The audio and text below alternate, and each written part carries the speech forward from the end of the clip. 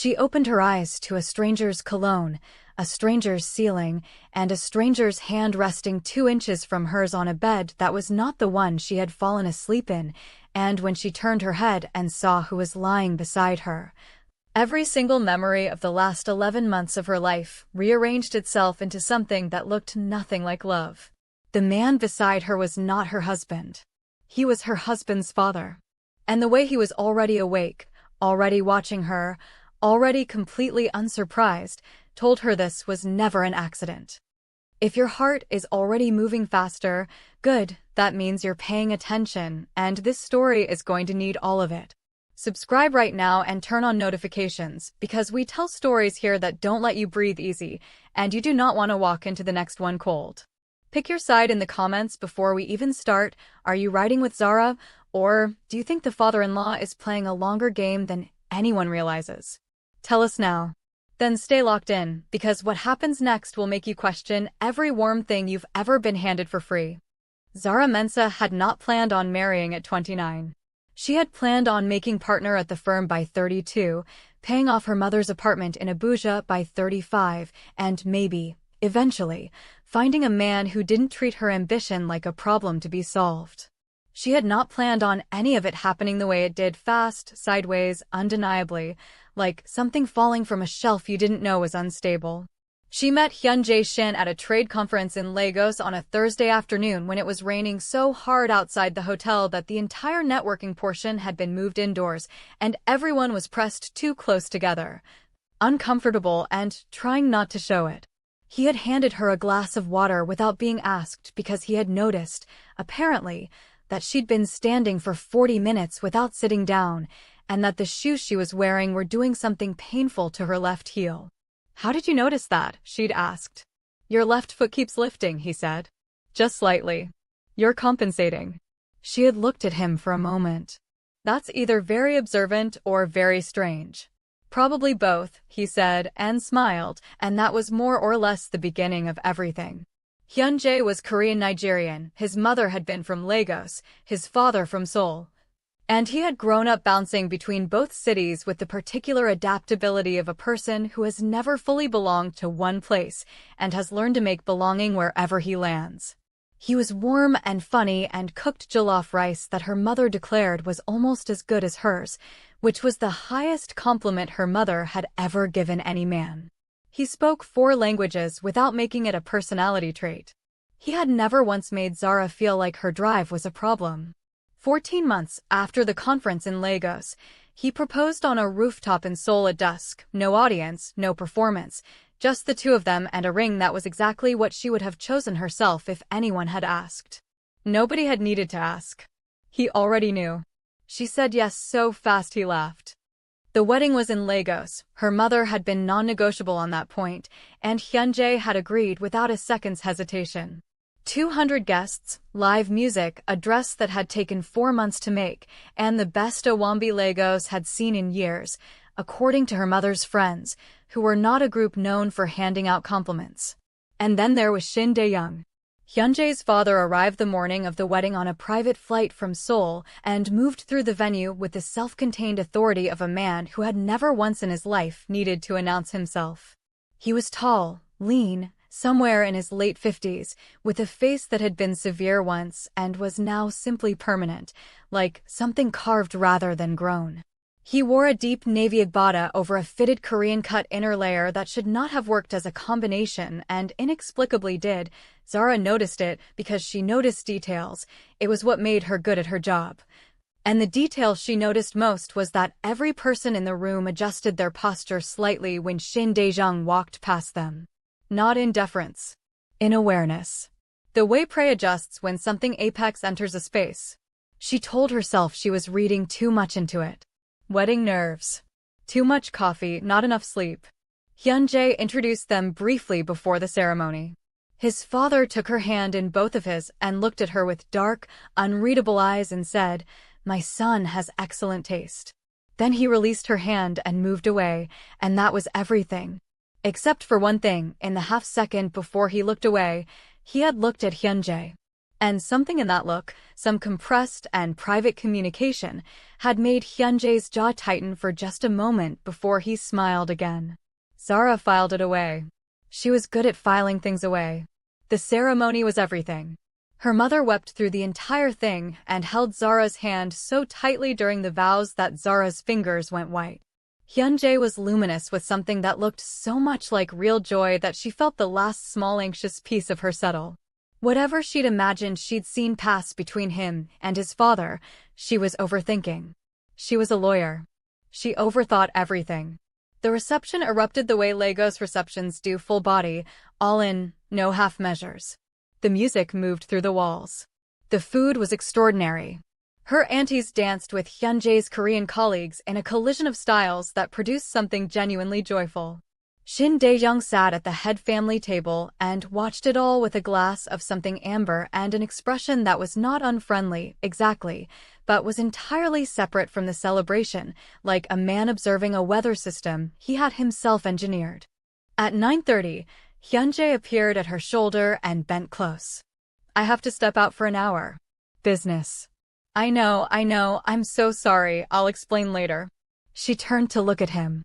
"It's our wedding night." "I know." Something crossed his face. "I wouldn't leave unless I had to. You know that." She did know that.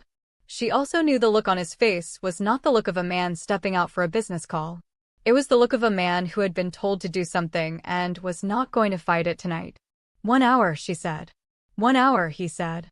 He kissed her, long and deliberate, like a man making a promise with his mouth. Then he was gone. She gave it 2 hours before she went up to the suite. The suite was on the top floor of the hotel, ridiculous, lavish, her mother-in-law's doing before she passed, apparently a tradition that Hyunjae had maintained. Zara kicked off her shoes inside the door and stood in the middle of the room and called him. Voicemail. She texted. Nothing.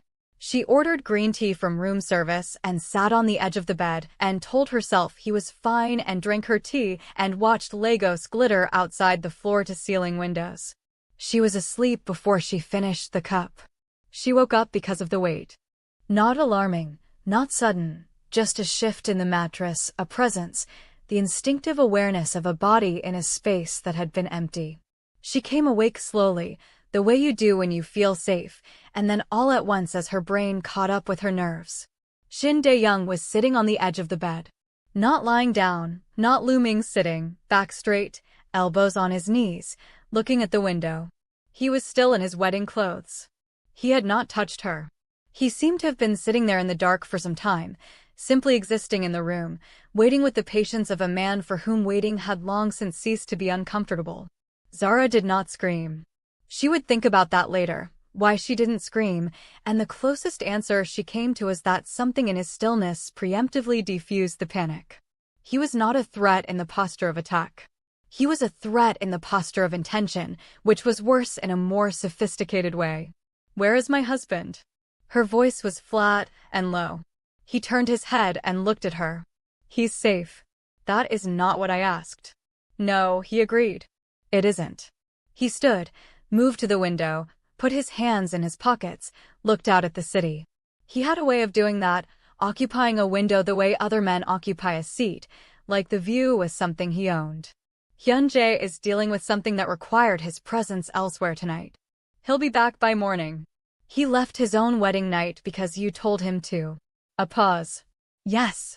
Zara sat up fully, pulling the sheet around her, eyes never leaving the back of his head. What do you want?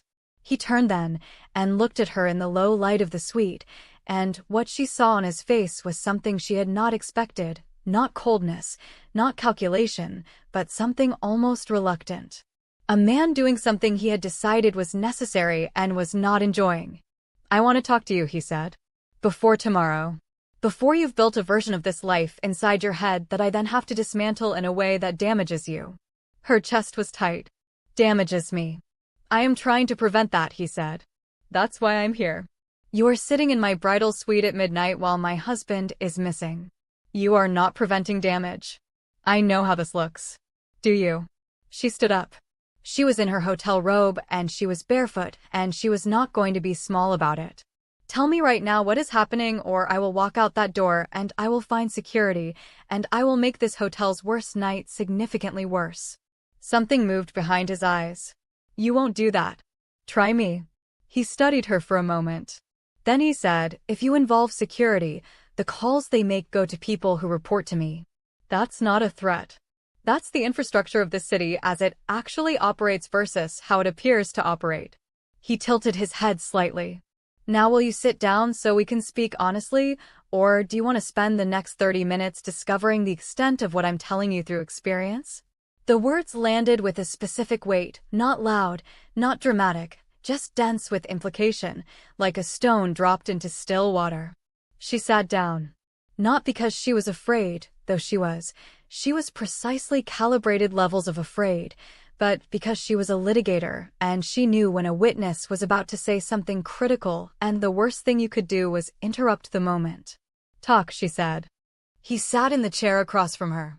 He was quiet for a moment in a way that felt like organization rather than hesitation, a man sorting which truth to start with. My family has operated certain structures in Seoul for 31 years, he said. Those structures extend into 12 other cities. Lagos is one of them. He looked at her directly. Hyunjae has been part of those structures since he was 24. Not by choice initially. By the time it became a choice, it was too late for the distinction to matter. Zara was very still. What kind of structures? The kind that governments know about and cannot prove. The kind that move money, and sometimes people, and sometimes information, along channels that don't appear in any public record. His voice was even informational, the voice of a man used to briefing people on uncomfortable realities. We're not the kind of organization that makes the news. The kind that makes the news is the visible layer. We are behind it. She heard the words. She heard them clearly. Some part of her brain was already running the implications out to their logical ends, pulling every thread, cataloging. The lawyer in her never fully slept. Why did he marry me? Because I identified you. The air in the room thinned. 2 years ago, he continued, I needed Hyunjae to establish legitimate anchors in certain African markets. A marriage to the right person would create cover, access, and social legitimacy that money alone cannot purchase. I researched candidates. He paused. You were the best candidate. I was a candidate. Her voice was very quiet. Yes. You sent your son to find me. I gave him a name and a conference date. And she stopped. She thought about Lagos in the rain. About the glass of water. About the careful noticing of her left heel. He knew. From the beginning. Shin Daejung was quiet. Answer me. Her voice broke on the last word, just slightly, and she hated it. He knew the beginning, he said. He did not anticipate the middle. The middle. He fell in love with you. He said it simply, without softness, as if it were a complication he was reporting rather than a feeling he was endorsing. That was not the plan. It created certain problems for the arrangement. It also created certain protections for you. He folded his hands. If Hyunjae had remained detached, your position in this family would be purely functional. Because he loves you, your position is something else. Something more difficult to categorize, and therefore more difficult for anyone to move against. Zara stared at him. She was aware of her own heartbeat in a way she usually wasn't, too loud, too present. You're telling me that my husband's feelings for me are an inconvenient variable in your criminal enterprise. I'm telling you his feelings for you are currently your most significant protection. From what? His jaw tightened, almost imperceptibly. From the people who didn't want this marriage to happen. From the people who believe a woman with your background, your sharpness, your legal training, your particular way of paying attention to things, is a liability rather than an asset. There are people in my organization who argued against you specifically. Who said you would see too much? He looked at her. They were not wrong. You're seeing it right now, faster and more calmly than I expected, and I expected you to be fast. Something strange happened in Zara's chest. Something that was not comfort, not warmth, but was adjacent to being seen, which was its own kind of dangerous. What do you want from me? She said again. Different inflection this time. Not what do you want in this room. What do you want from my life? I want you to understand what you are part of, he said. And I want you to decide, with full information, how you are going to be part of it. not for my benefit. Because a woman who doesn't know what she's standing in makes moves that collapse floors she doesn't know she's standing on. And if I decide I want out, then things become complicated for Hyunjae. And for your mother in Abuja. And for the 3 junior associates at your firm whose placement was facilitated through a charitable foundation I control. He said it without cruelty. I am not weaponizing them. I am describing the actual geometry of the situation. You are already inside it. The only remaining variable is whether you are inside it with open eyes or closed ones. Zara sat in the silence for a long time. This is the moment. Drop a comment right now and tell us, would you run, or would you stay and fight from the inside? Because what Zara does next is the reason we're telling you this story. Subscribe if you haven't, we're going deep, and you need to be here for all of it. Outside, Lagos was still going. Music from somewhere below. The distant percussion of a city that did not stop. She thought about her mother. About Hyunjae crying on a rooftop in Seoul while the sun went down. About a glass of water handed to her in a crowded hotel corridor on a rainy Thursday by a man who had been sent to find her. About the fact that in 14 months, he had never once made her feel managed. Which was either evidence that the feeling was real or evidence that he was extraordinarily good at what he did. She could not, sitting in this room at midnight, be certain which one it was. Tell me everything, she said. Shin Daejong looked at her. Something registered in his face, fine, controlled, but there. Everything is extensive. Then start with what I need to know to be dangerous, she said. Start there. He was quiet for 1 full second. Then he started talking. He talked for 2.5 hours. She asked questions the entire time, sharp, structural questions, the kind that revealed she was not processing the information emotionally, but architecturally, building a map. She asked about jurisdictions and documentation. She asked which names in the organization knew her as a specific selection versus which ones knew her only as Hyunjae's wife. She asked about the charitable foundation and whether her firm's junior associates could be moved out of its influence through lateral transfers she could orchestrate without raising flags. He answered every question. At some point, she noticed it without remarking on it. He stopped treating the conversation like a briefing and started treating it like a consultation. His posture changed slightly. He stopped prefacing answers with what you need to understand is, and started simply answering directly, as if to appear. At 3:15 in the morning, he stood to leave. One more question, she said. He paused at the door. Hyunjae, she said. When you sent him to find me, did you tell him what would happen if he actually fell for me? Did you warn him what it would cost him to love the wrong woman inside your world? Shin Daejong stood with his hand on the door for a long moment. No, he said. I didn't. Why not? Because I didn't think it was possible, he said. And because he stopped. Something moved across his face, slow and private. Because I hadn't spoken to him in 4 years before I gave him your name. I thought the arrangement would be a way to bring him back in. I didn't think he would. He stopped again. I made an error in calculation. The door clicked shut. Zara sat alone in the suite in the dark and the silence and turned everything over. Outside, Lagos was still going. Music from somewhere below. The distant percussion of a city that did not stop. She thought about her mother. About Hyunjae crying on a rooftop in Seoul while the sun went down. About a glass of water handed to her in a crowded hotel corridor on a rainy Thursday by a man who had been sent to find her. About the fact that in 14 months, he had never once made her feel managed. Which was either evidence that the feeling was real or evidence that he was extraordinarily good at what he did. She could not, sitting in this room at midnight, be certain which one it was. Tell me everything, she said. Shin Daejong looked at her.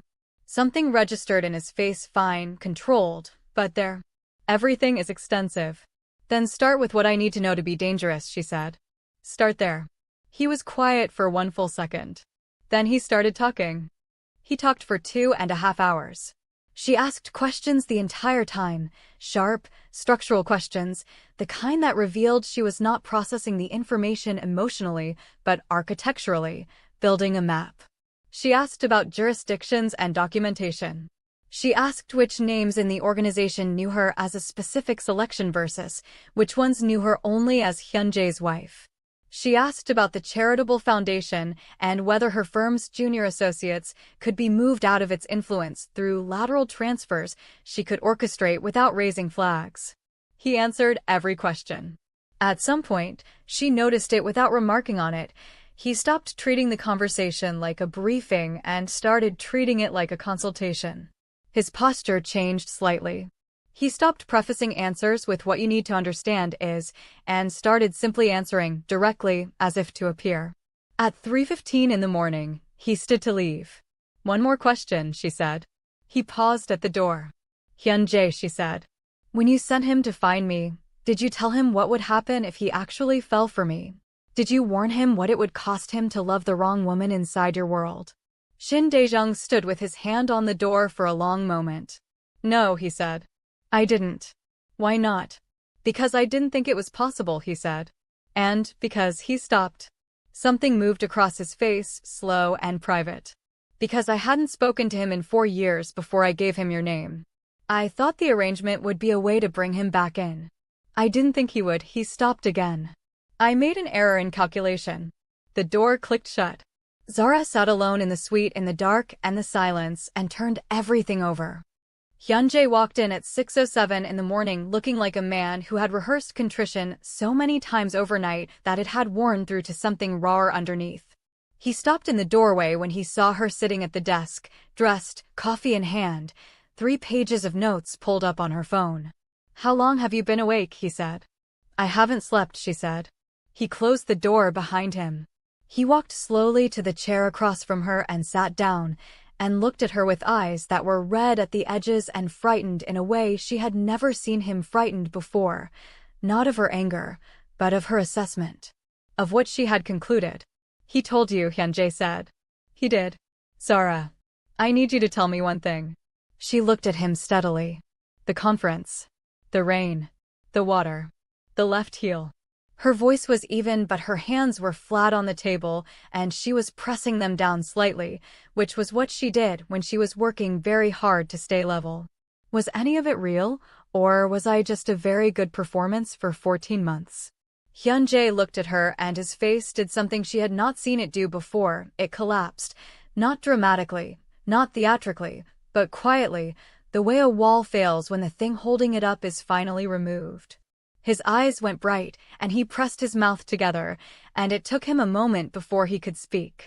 "The water was real," he said. "Everything after the water was real. I know what I was sent to do. I know what I did in the beginning. I know there is no version of that which is okay." His voice was unsteady. "But I need you to know that the person who asked you to marry him on that rooftop was not following a directive. That was the furthest thing in my life from my father's plan. I was terrified he would find out how far I'd gone off the assignment." He exhaled. "He found out. That's why tonight, that's why he's here. He came to stabilize the arrangement. He came because he was worried I'd told you already, or that you'd found out on your own, and he wanted to control the disclosure." "He didn't seem worried," she said. "He never seems anything," Hyun-jae said. "That's the point." Zara was quiet. She looked at the man she had married, this warm, careful, complicated man who had handed her a glass of water and paid attention to her left heel and cooked jollof rice that made her mother cry happy tears. And she thought about the architecture of a lie that is built around something real. About whether the structure could stand once the scaffolding was identified and removed. "I'm not leaving," she said. He went very still. "Zara, I'm not leaving," she repeated. "Not because I forgive you yet. Not because this is okay. But because I have spent my entire life building things from nothing, and I am not walking away from my own life, because 2 men decided to arrange it." She looked at him hard. "But the woman your father selected does not exist anymore. You understand me? She's done. The person you're looking at right now spent last night getting a graduate education in your family's infrastructure, and she is going to need everything from here on. Full access. Full honesty. No more managed information. Zara. Everything," she said. "Or I become the liability those people in your organization were afraid I'd be. And I will be very, very good at it." Hyun-jae stared at her for a long moment.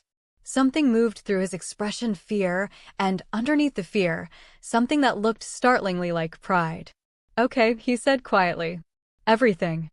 3 floors below, Shin Dae-young stood at his window with his tea cooling in his hand and stared at Lagos waking up below him. He had not slept. He was thinking about a woman who had received the kind of information that dismantles people and had instead spent the night building a map. He had selected her because she was clean, uncomplicated, a woman with no dangerous angles. He had not, apparently, been paying sufficient attention to what it meant that she had passed the Nigerian bar examination with the highest score of her year on her first attempt. That she had billed more hours than any associate in the history of her firm at age 26. That every partner evaluation in her file used the word relentless in a tone of voice that was equal parts admiration and slight wariness. He had selected a piece. He was beginning to understand he had placed a player. He sipped his tea and watched the city and felt, for the first time in a very long time, something that was not quite concern but was in the same neighborhood, a reevaluation, a recalibration. The particular alertness of a man who has been playing chess for 30 years and has just watched someone pick up the board and tilt it. He had made one error. He would not make a second. But then, and this was the thought that sat with him as the Lagos sun came up orange and enormous over the rooftops, neither, he suspected, would she. The story was not over. It had not, in any meaningful sense, even started. Zara Mensashin had just learned what game she was in. And somewhere between the water glass in a rainy hotel corridor and the silk sheets of a bridal suite where nothing went according to anyone's plan, she had already begun to win it. If you made it to the end of this, you're exactly who this channel is for. Hit subscribe right now because we are just getting started with Zara, and the next chapter of this story is going to make tonight look like an introduction. Like this video if you believe Zara is going to flip this entire operation inside out, and comment below, do you trust Shin Dae-young even slightly, or is his honesty the most dangerous trap of all? We read every single comment. We'll see you in the next one, and you do not want to be late.